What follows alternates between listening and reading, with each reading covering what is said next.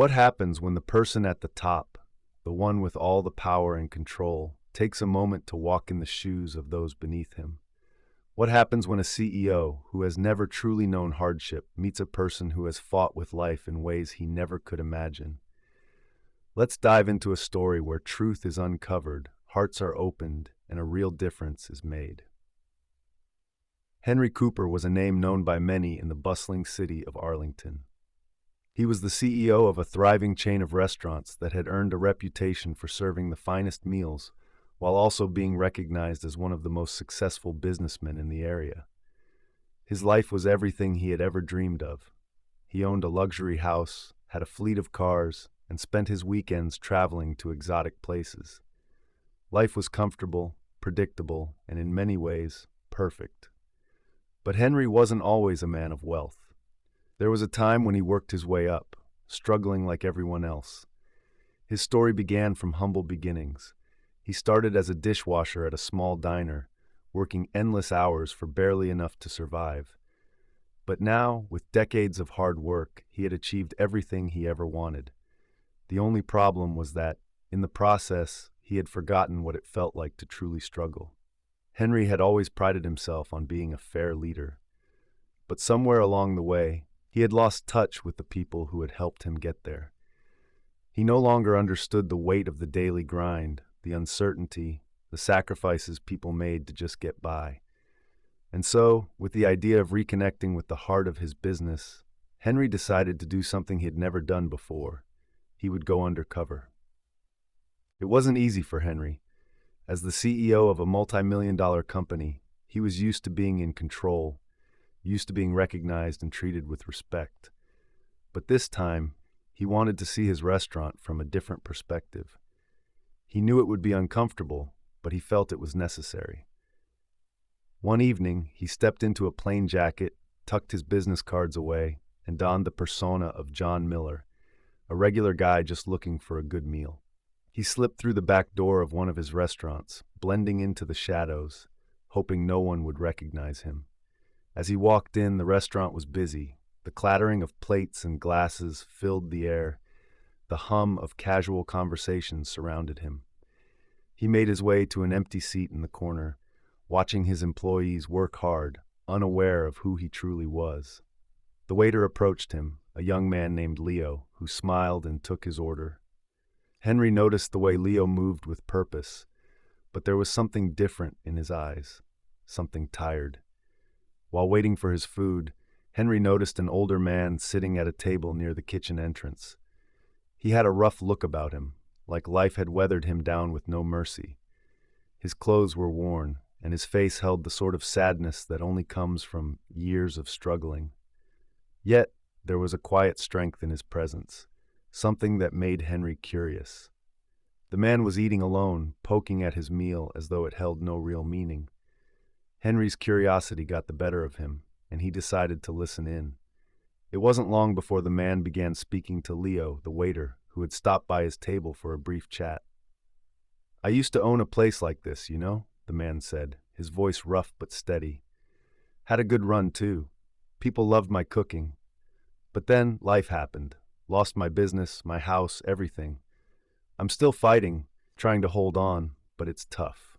Real tough." Leo nodded sympathetically, but there was nothing he could say.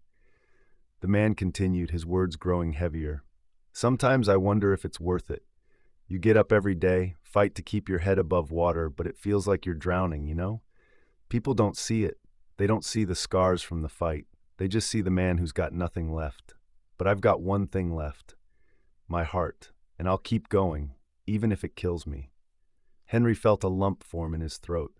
He had never heard such raw honesty in his entire life. The man's words shook him in ways he couldn't explain. Here he was, a man who had everything he could ever want, yet he had no idea what true struggle felt like. He realized then that he had been living in a bubble, surrounded by comfort, while the world outside was full of people like this man, people who were fighting just to survive. As the man finished speaking, something changed in Henry.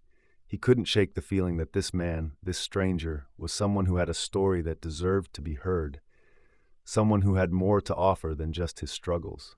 Henry, without thinking, walked over to the man's table. The man looked up, startled by the unexpected visitor. "I couldn't help but overhear your conversation," Henry said, his voice soft but steady. "What you said, it really hit me. I think people like you have a lot more to offer than they realize." The man raised an eyebrow, uncertain of who this stranger was. "I used to have my own business too," Henry continued, "and I've learned that sometimes the hardest things in life teach you the most. What's your name?" "Frank," the man replied, his voice cautious. "Well, Frank, I think you've got something special inside you. Your experience, your heart, your resilience, they're worth something. Have you ever thought about getting back into the restaurant business? I could offer you a job. You seem like someone who could turn things around with the right opportunity."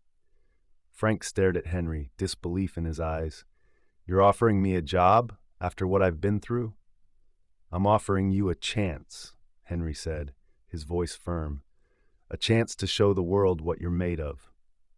Frank shook his head, the weight of years of failure and disappointment settling over him. "I don't know, man. I'm not sure I can do it. I've lost everything before. What if I fail again?"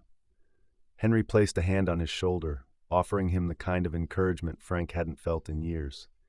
"Sometimes the greatest victories come after the hardest battles," Henry said. "It's not about never falling. It's about getting back up each time. Life doesn't give up on us until we give up on ourselves. You've got more to offer than you think, Frank. If you want this, it's yours." There was a long silence.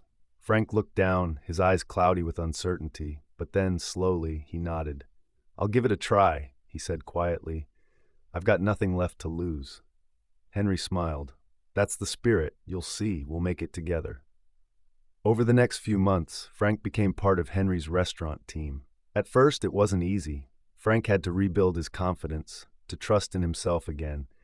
But Henry made sure that Frank had the support he needed. He mentored him, gave him the tools to succeed, and most importantly, he gave him something Frank had never had before: a chance. The story of Frank's comeback spread quickly. People were amazed by his passion and determination, and Henry, who had once thought he had everything figured out, realized that sometimes the real value in life isn't in what you own, but in the people you lift up. Henry's decision to go undercover had changed his life forever. He had discovered that behind every struggle, there is a story waiting to be told, and behind every man, there is a strength waiting to be unlocked. And so the lesson was clear. Sometimes all someone needs is a chance to rebuild, to rise again, to prove that no matter how many times life knocks you down, you can always get back up and keep fighting. That's the story, friends. I hope you enjoyed it. It was a pleasure sharing it with you all. Don't forget to comment below and let me know where you're watching from. It's always fun to see the global reach of these stories. And if you haven't already, please hit that subscribe button for more amazing stories, tips, and tricks. Thank you for watching, and I'll see you in the next one. Bye. If you'd like to show some extra love, tap the 3 dots near the share button and send a super thanks.